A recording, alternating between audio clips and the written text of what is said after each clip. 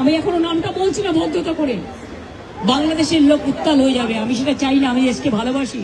নির্বাচনে ভরাডুবির পর চলতি সপ্তাহে এক রাজনৈতিক কর্মসূচিতে ইনকিলাব মঞ্চের মুখপাত্র ওসমান হাদি হত্যার প্রসঙ্গ তুলে বিস্ফোরক দাবি করেন মমতা বন্দ্যোপাধ্যায়। বলেন, বাংলাদেশে কাকে দিয়ে হত্যা করানো হয়েছিল বিষয়টি তিনি অবগত আছেন। ভারতের স্বরাষ্ট্রমন্ত্রী দেশের স্বার্থে তাকে মুখ খুলতে নিষেধ করেছেন।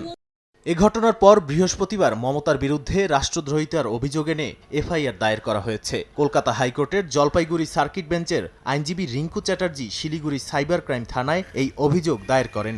এতে বলা হয়, বাংলাদেশের একটি আলোচিত হত্যাকাণ্ডের সঙ্গে ভারত সরকারের শীর্ষ পর্যায়কে জড়িয়ে মমতা আন্তর্জাতিক অঙ্গনে দেশের ভাবমূর্তি ক্ষুণ্ণ করেছেন। অভিযোগকারী আইনজীবী জানান, ৮ জুন আদালত খুললেই তৃণমূল নেত্রীর বিরুদ্ধে গ্রেপ্তারি পরোয়ানা চেয়ে আবেদন করবেন। বাংলাদেশ থেকে একটা বড় খুনিকে এ বিষয়ে এখনো কোনো আনুষ্ঠানিক প্রতিক্রিয়া পাওয়া যায়নি মমতার। নাদিম মারজান, সময় সংবাদ।